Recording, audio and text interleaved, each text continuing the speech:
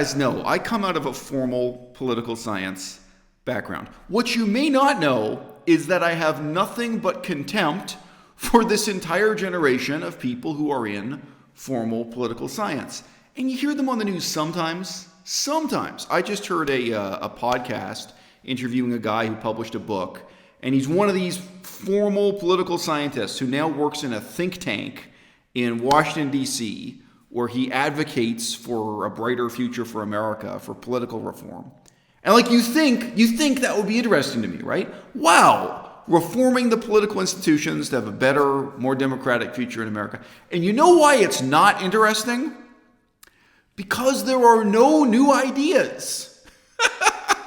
Like the paucity, the lack of new ideas in politics during my lifetime, and I would say especially in the last 20 years, I can say the silence is deafening. So I've got Melissa on the phone here. And the one thing I wanted to say, and we'll see if Melissa has anything to say back. And you know what? Again, when you're talking about a lack of ideas, maybe Melissa is not going to have a lot to say. Maybe you in the audience are not going to have a lot to say. And we'll just sit here in silence for 30 seconds and then end the video. I don't mind. Like, you can talk about ideas. Talking about a lack of ideas, harder to do. I understand. Okay? My fundamental observation or problem is this. The distinction between left and right has become a referendum on the generosity of the state, on how generous government should be, with really no meaningful discussion even about what to do with that money, with that generosity, with those programs. So you guys have already heard me say this. Bernie Sanders looks at the prison system and just says we should have the same system, but be more generous. And the conservatives, I mean, I'm going to stereotype here because we're not talking about any one conservative leader. They look at the prison system and they want it to stay the same, but they want to save money. They want to spend less money, maybe privatize more, maybe have more free market mechanisms. They want to save taxpayers' money. But on both sides, there are no new ideas, and there really isn't even like an empty space for questioning. Wait, maybe we should have a fundamentally new approach to prisons. And you've heard me say this about universities. Bernie Sanders looks at the university system and says, we'll keep it the way it is, but we'll be more generous. And this is fundamentally conservative. It's conservative but generous. And meanwhile, the actual conservatives or the right-wingers, they look at the same system, and again, there are no new ideas. Maybe they want to keep it exactly the same, just traditionalism, or they want to save money, one or the other. But there are no new ideas. Again, when I go across the board through every sector of life, through every area of government policy, you could even include something like religion in this. You know, what is the role of religion in our society? I think that this kind of budgetary approach to what government is, where the difference between left and right just becomes a referendum on generosity. It's not merely a lack of new ideas, but a lack of even pausing to question, wait, what if what we do in the future with our universities, what if what we do in the future with our prisons is fundamentally different from what we've done in the past? What if it's fundamentally different from what we're doing now? What if the solution isn't something we already all know and understand? What if it isn't as simple as imitating what England or Denmark or Japan are already doing? What if we actually have to think of something new or try something new? That seems to have dropped out of the kind of procedure of thinking about politics. And I can say honestly, you know, in my lifetime, I'm now 41 years old. Okay, Melissa, again, look, I'm sorry. If you got nothing to say, fine. If you got everything to say, fine. If you want to disagree with me, by all means, go ahead. But that's something that's kind of been weighing me down the last few weeks and months, especially. You said that the difference between the left and the right basically is the difference of how generous the government is. Yeah. The other week, I listened to the State of the Union address from Donald Trump, and all of the Republicans in the audience applauded and cheered when he said that 10 million people have been taken off of food stamps. Right. So that's a pretty and not because they're rich. They've been taken off of food stamps, and not because they're so wealthy they don't need food stamps anymore. He didn't say that. Anyway, go on, yeah. He didn't say that. It's a pretty good representation of how the Republicans generally seem to view helping the poor. Right. Helping the poor is to get them jobs, to get them employed. So you have read Bernie Sanders' book, but I didn't actually read his book.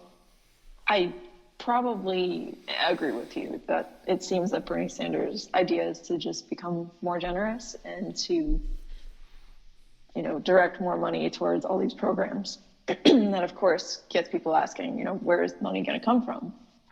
And of course, most of the time it's, take it from the wealthy, take it from Wall Street. And, it really does pit the wealthy against the poor. Right. Right. And so also does AOC, Alexandria Ocasio-Cortez. I just mentioned because Bernie Sanders is a very old man. Alexandria is young, but it actually is the same problem. I don't think her policies are any different from Bernie Sanders in this respect. Yeah. Right. So someone being wealthy doesn't, by default, make them evil. Okay, so I'm going to jump in. But So I'm going to take advantage of this momentary silence in your thoughts. Look, I'm going to give two examples that are totally profoundly different, but totally profoundly prove the same point. Okay? Racism. No, I'm forgetting the other one. I had two examples. All right, so we'll talk about racism for just a moment. But the other one will come to me. Yeah. The United States of America, and I don't really even mean this in a provocative way. It was built for a kind of openly racist purpose. And the first and most profound form of racism wasn't even slavery, but it was genocide. It was the enslavement and extinction of the native peoples and taking their land. So there was an openly racist purpose that the United States of America existed for. Right? I remember the second one now. They're totally different. Okay? Why would the future of the United States of America and its form of government, its system of democracy, or any element, why would any of our institutions in the future preserve the traditions of the past just in this one respect? If you just think of the challenge presented by racism and the transition to a society that is, if not post-racist, at least it doesn't actively believe in and pursue this kind of genocide and enslavement, right? I mean, the point is, things are not perfect now, but I heard a great anecdote the other day about one of the more sanguine leaders in the U.S. Civil War. And he was a military commander in the American Civil War, and he literally published his own magazine that was called The White Man. And in this magazine, he actively promoted the idea that what America was all about and what it needed to prioritize was murdering the native people and enslaving the blacks. And, there was a civil war. He got to prove that he didn't just believe these things on paper, okay? So, when you ask, when I ask a simple question with, what is a university and what is the function and the shape of these things in society, I am not pandering to a woke left-wing audience when I say this. Why would the institutions of the future resemble the traditions of the past? And the second example, sorry I didn't say this up front, is just technology, right? And there's a sense in which we want to pretend technology is shallow. Like Instagram isn't that different from a camera, and it is, Okay, but given just these two factors, totally transformative power of technology, totally transformative change in attitudes towards ethnicity and slavery and religion and the rights of the individual and so on. Okay, so why does a university look the way it does anymore? Why is a university built around a cathedral and a statue of a white man on a horse who was himself a slave owner and participated in that genocide, and the whole function of the university, and wasting tens of thousands of dollars, and a football stadium, and so on and so forth? There's this obvious sense in which the university could resemble Instagram. Obviously, I'm taking it a bit far. The university could resemble YouTube. And I'm not someone who's saying we need to demolish all the classrooms. I'm not. I've made my thoughts on this clear. But even if you're just raising it in this broadest sense, Okay, well, technology has transformative powers, and the abandonment of the old racist raison d'etre for the nation state as a whole has this sort of transformative effect. Shouldn't we be asking fundamentally new questions about politics and coming up with and at least trying new ideas for institutions? Innovation is completely alien to both the concept of generosity and the concept of saving taxpayers' dollars. Like the left-wing approach, presumes we already know the solution. We already know the answers. We had Bernie Sanders today saying he's just going to dump more money on Howard University and the historically black colleges. What a joke. His vision of the future of education is to preserve racial segregation, this leftover aspect of the history of racial segregation. Those colleges were created because black people were not allowed into white colleges. And when they were let in, they were treated really badly. So you just want to dump more money on what everyone actually admits, if you read about it, is a really poorly functioning and really bad value for money for these students. It's a ripoff, the historically black colleges, by the way. It's another interesting story. So both are conservative. Can I interrupt you? Well, sure. Yeah. One side wants to just preserve tradition with more money, and one wants to preserve the tradition at a lower cost. And they're both wrong because they both exclude innovation. Thanks, babe. Go. You've mentioned that Bernie Sanders, part of his Medicare for All plan is to lower the wages for nurses and doctors. He doesn't admit that. So I've raised that issue provocatively. But yes, go on.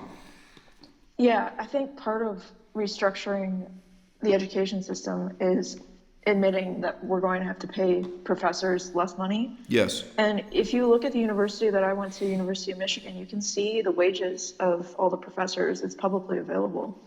And it is rather impressive how much the professors earn. That isn't taking into account the people who are adjunct professors. Of course, yes. They're not, earning full-time wages. A lot of people are part-time in the education system now, in the university education system.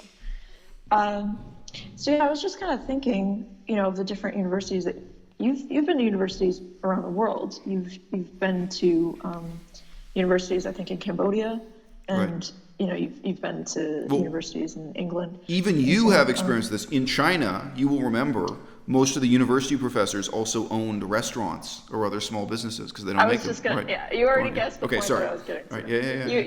You right? made the leap already, but what I was going to say is, for you, the wages that you were earning were actually like maybe 1,000 kwai more than other professors who had been there for years. That's right.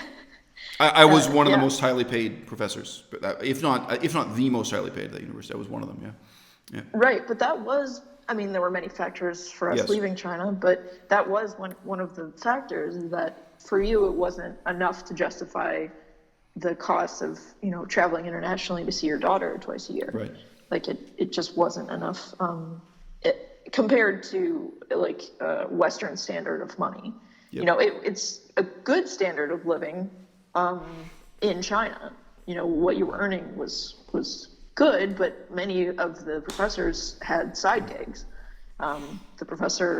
The boss that I had was a professor at the university. She also had an English school that she did on the side. Okay, so look, babe, she taught kids English. I'd just say, part of maybe, restructuring education is realizing that, well, even though you paid hundreds of thousands, maybe not hundreds of thousands, but tens of thousands of dollars to get your PhD, you weren't going to be earning that much money. Right. And also the presidents at the universities aren't going to be earning that much insane. Money. They earn, a ridiculous. University presidents earning, insane, right? Okay. So, right, babe, I have a bone to pick with that because, I went to this university where the heads of the university were earning so much money, and so much was being devoted to football, and you've mentioned this recently in other videos. So yes, I think fundamentally I agree with you that there needs to be restructuring, there needs to be reimagination of what university is. Okay, so look, babe, completely agree with you, but I think it's really good you raised this because it's a segue to the other issue I had on my mind just when I was walking home before I turned on the camera here, and that is that I don't think anyone on the left or the right is actually interested in reducing inequality. All right. Now, again, What about innovation? What about new ideas? In today's dollars, I had someone ask me about this recently, partly because of the specter of both Donald Trump and Mike Bloomberg. These are people with billions of dollars. In Bloomberg's case, really try to look at a quantitative estimate of how much money he's got. It's unbelievable. And people have sometimes asked me, do I think billionaires should exist? Okay, well, I'm more radical and more extreme than anyone on the left if you ask me what I think. All right, I don't think anyone should earn more than $200,000 a year. All right, and wow, the other context this came up in, you guys might not remember, I had a kind of frenemy here on YouTube I used to do videos with called Mod Vegan. And she was one of these people like Andrew Yang. See, that's funny. I'm recording this now in 2020. Everyone knows who Andrew Yang is. Do you think anyone will remember the name Andrew Yang in the year 2025? I don't know. But Mod Vegan, like Andrew Yang, she scaremongered about robots a little bit. And I've always said this. I remember saying this to my own mother recently. No. The fundamental engine of social inequality is the apartment building, or is the condominium tower. And that's why Donald Trump never ran out of money, even though he kept going bankrupt, because his father owns apartment buildings. There is no way... You have a point. There is no way a robot assembly line competes with the unbelievable financial impact of having society divided into two classes of men. There are those who pay rent, and there are those who get rich collecting the rent. And it doesn't matter. The people who pay rent, even if they are wealthy, even if they're comfortable, if you have an apartment building and every single resident is a dentist earning a good living, still the landlord collecting the rent is becoming fantastically wealthy, and soon enough he has enough money to buy another apartment building and another and another. Okay? This one factor alone, which by the way is recognized in Aristotle and not by Karl Marx. Karl Marx, it's amazing. I mean, stupid guy in a lot of obvious ways. But this was not dealt with by Marx, but it was dealt with by Aristotle already. Okay? This leads to a fundamental problem that has more than one possible solution. And you know what? If you have a maximum wage, which yes, I agree with you, I think it should be ruthlessly enforced on medical doctors, ruthlessly enforced on university professors and university presidents, okay? When you have a maximum income, a maximum wage, it changes human behavior in many ways. If you're a professor and you can't earn more than $100,000 or $200,000, whatever the maximum is going to be, you are going to direct your time and energy into things other than money, into things other than milking the system for as much as it can, because that's all you can milk. So maybe that's going to go into caring about your students more, or writing books more, or maybe you're going to run a vegan restaurant in your spare time. I don't know. You're going to find other things to put your passions into when you have a maximum. Maybe you're going to take up painting or spend more time with your children. You're going to do something else. If you as a landlord have a maximum income and a maximum value of the land you can own and so on, if you can only own one apartment building, let's just say that's the limit, you are going to put more care and energy into doing the best you can with that one apartment building, as opposed to building a huge empire of apartment buildings, all right? So without going into more examples, my point is that having a maximum wage, having maximum limits on land ownership, property ownership, this isn't just good for the poor. And I don't even believe in it being good for the abstract concept of equality. It's actually good for the rich themselves. It's actually good for the millionaires. It's good for the billionaires not to exist, and I think it actually leads to a much more meaningful life. Just to fill it in with a surgeon, as opposed to a surgeon trying to earn as much money as possible, let's say doing plastic surgery. It's like, okay, well, look, this is the maximum amount you can earn. So now you can reevaluate your priorities. Like maybe each year, once you hit that maximum, doing a certain number of nose jobs and boob jobs, maybe now you start to care for the poor. Maybe now you say, okay, I'm going to go on vacation to Ethiopia and maybe do some medical practice in Ethiopia because I've already done my boob jobs for the year. For real. We're talking about the rich leading more meaningful lives. We're not just talking about helping the poor. Go on. Yes, look, I'm like you, so it's hard for me to disagree. It might be more interesting for you to have a podcast like this with somebody who disagrees with you. Well, Maybe you and I have never talked about maybe this. talk to my dad, somebody who's real motivated by money. Like Yeah. that. You and I have, but for the record, she's never talked to me about this before. It's interesting we agree, but I say this stuff. She could describe. We haven't. We have a lot in common. But go on. I'm not motivated by money, but I recognize that a huge percent of the population is motivated by earning money. Right. And, somebody on the right might think if you cap the wage potential at $200,000, that would disincentivize people from really, going hard and trying to earn $1 million. Right. And, people might say that that's not good, that people don't have these empires, or like the example that you used, Right. a landlord who only is able to own one apartment building is going to put a lot of effort into that, Right. as opposed to buying other properties so that they can make more rent, make more money off of people paying rent. That this incentivizes growth. This leads to less growth, which of course is what the right tends to think of as improved economy is if more buildings are being built, Okay. if more apartment complexes are going up, that means the economy is booming. Right, but of course that's so you're correct. Some people would make that argument, but it's a false argument because the reality is you would have the same number of apartment buildings, but with a larger number of landlords. They would be owned by more people. So like each building would have one owner, and with a very large building, it might be divided, where there are two different owners, one for the apartments on the east side and one for the apartments on the west side because the apartment building's too big or something. But no, you would just have more landlords responsible, Well, and each landlord would be responsible for a small enough amount of land that he or she could really take care of it, as opposed to being an absentee landlord. Go on, yeah. Right, and if there are no billionaires, then it would have to be for the amount that it would cost to buy these huge, lofts, these huge apartment buildings.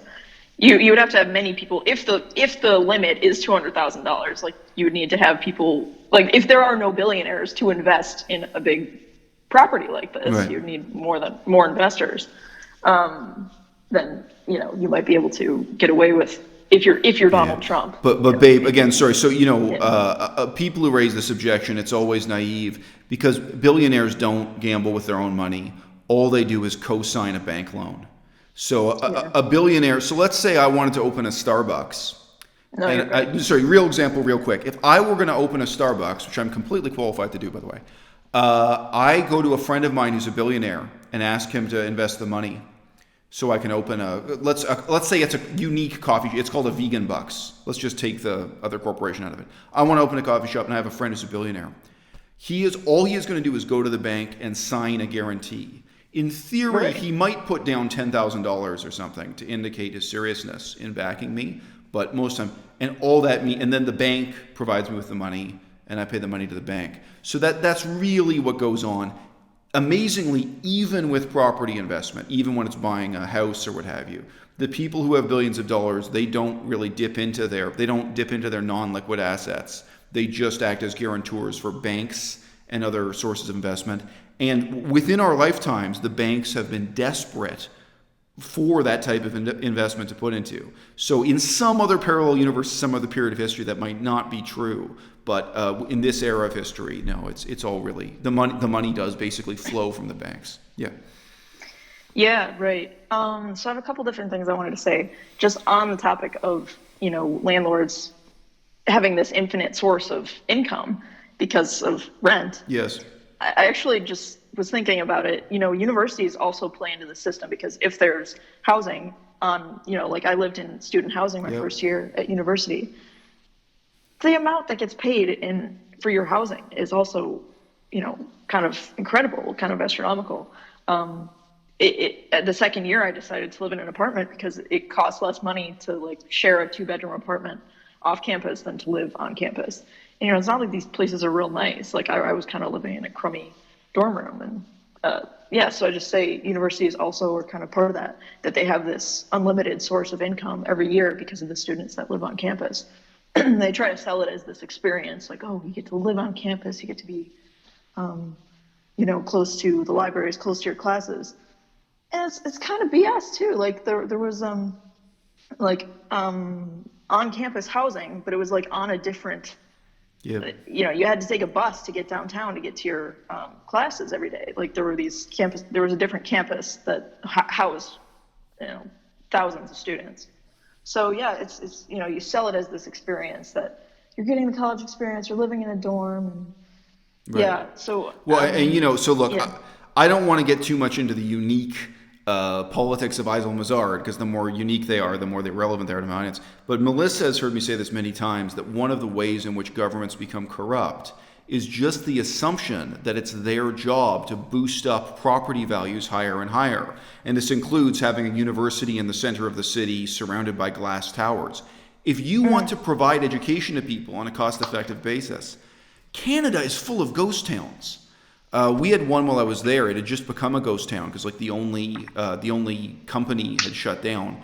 The company was a tree planting. It was like a government-led reforestry concern. It's like, okay, if you want to, you can take the whole medical science department from University of Toronto and move it into this ghost town, and everyone can live in a hut, or everyone can own their own house at 1% of the price of living in downtown Toronto. Right? Absolutely. You can reduce the cost of living and provide education at a lower price just by taking the universities, department by department, out of Paris, out of Berlin, out of Toronto, out of, New York City. That the enormous cost. This is without even getting socialist about. But here's your mistake. So I just say, if the government's agenda is actually to provide housing in a cost-effective way, that is going to include forms of urban planning that are directly contrary to the impulse of trying to at all times elevate and escalate property values so that government can collect more taxes on those properties. Yeah.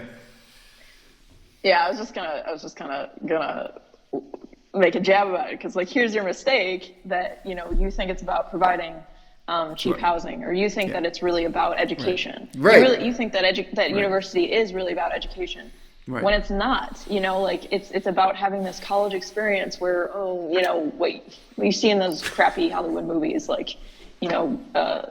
it's your first year away from your parents, and you're gonna get drunk every weekend and get laid, and that's what they're selling. That's what they're selling, the college experience. So you're gonna go to football games every Saturday and be there for the team, and be in this cheering crowd. Well, and let's admit the tragedy of it all. If it were the case that you were just trying to improve medical education, I got to see this on the campus that you worked at in China. That campus was not designed for. It was a beautiful campus. It was nice, but it wasn't designed for sports teams. It was designed for learning. Yeah. The students were all on this campus. They lived on the campus, and they walked to the classes, came home, and their dorms were right there, right next to the classes. Yeah. I mean, it's efficient, and it's a way for you to learn. All you need is a chalkboard, people. Maybe they're living with 5 roommates at a time. I've worked as a teacher in places where there was no electricity. I had a chalkboard and a candle. I've done that. Yeah. So I'm just saying, what you need is a chalkboard and shelter from the rain to provide education. But look, so babe, I'll wrap up this video now. But I mean, let's just note that, prisons and universities have in common that they define what people will do for the rest of their lives. I wish I could pretend that talk about prisons and universities was merely a convenient example, but it's tragic. I mean, it's real. And sorry, I mean, Melissa, if you even think about your own friends, we're not going to get into, examples, but most people, they have this one chance to study, and maybe they end up in debt for the rest of their lives, but they have this one chance to become something, to become someone. That's how we say this in English, right? You become a job. When I was a child, I think now this is illegal, school teachers still used to say to children, what, do you want to be a garbage man? If kids weren't studying, do you want to be a garbage? Because that's who you are, right? If that's the job you have, if that's the level of education you have, you are a garbage man, Today we'd say sanitation worker, but this sense of identity and purpose and place, there really is a profound economic function. There's a profound function in terms of preparing you to actually participate in democracy. There's a profound political function. There's a sense in which I would say both high schools and universities, and yes, also prisons, have this awesome significance in shaping what people do, at least for the next 10 years after they finish school, if not for the whole rest of their lives. So that's something the political establishment, the political elite, and the whole democratic infrastructure of society ought to be obsessed over. We ought to care passionately about it, and we ought to be innovating. We can't just look back at what Cambridge University used to be centuries ago, or we can't look back at what Harvard was, 100 years ago on a really deep level. That makes no sense. It's an incoherent answer, or it's an answer to the wrong question for what the future of these institutions will be, what the future of our society, our democracy will be. And look, sorry, it's the only other big issue we talked about here. I feel the same way about inequality. If we're talking about rich and poor and property ownership and paying rent, there's a fundamental question here that Aristotle already asked more than 2,000 years ago, and that we've been refusing to ask, I think, in the last 50 years. Any final thoughts, babe? Yeah. Excuse me.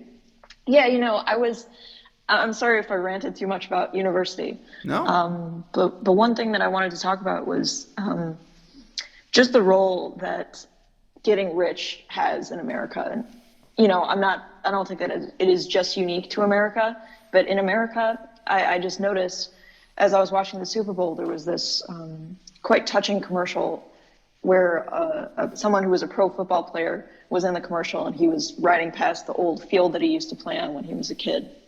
And he said, I wish I could talk to that kid now and tell him that, one day you're going to make it. One day you're going to, right. basically be famous and earn a lot of money just for throwing around a ball. I mean, I'm sorry to simplify. I know a lot goes into it, a lot of training, a lot of thousands of hours of practice. But that is the way to get rich. That is the way to get notoriety in America. And to me, that's really sad. And it does typically, it does for me fundamentally get down to the meaning of life. Like, what are you going to do with your time on this earth, this limited time that you have here? I don't think that the answer is to just get rich. And that's why. That's why. I like Bernie Sanders' campaign. It's for he's really for the working class. Yeah. And you like to think that he's working for you, but and I think he's probably doing what he can. This is what he's been saying the last 30 years. He's really been about this, helping the middle class just by pouring money into these different ideas of his: Medicare for all, free education, cancel student debt, all these things that are just, let's put money on the problem and it'll fix it. Right. But yeah, no, I agree with you. I think, it needs some fundamental reimagining the situation and how to solve that. Yeah. I just say, I think that classism, so meaning here really the hatred for the poor, contempt for the poor, it's comforting to people in the same way that racism used to be. Still today, if you actually really think that people from other cultures and other races don't have intellectual potential, then you don't agonize about, you don't regret the fact that perhaps poverty, war, or even something as simple as an earthquake is preventing them from leading meaningful lives. And I think it's very, very hard for people, if they've grown up racist, to really recognize and face up to the fact, no, people who are born black or born Arab, they really do have as much intellectual potential as white people. And then it really is a tragedy when, for example, on the island of Haiti, that was poor to begin with, an earthquake makes life, really impossible for everyone for decades thereafter. Haiti was really wiped out by a very, very bad earthquake. And again, they were poor to begin with.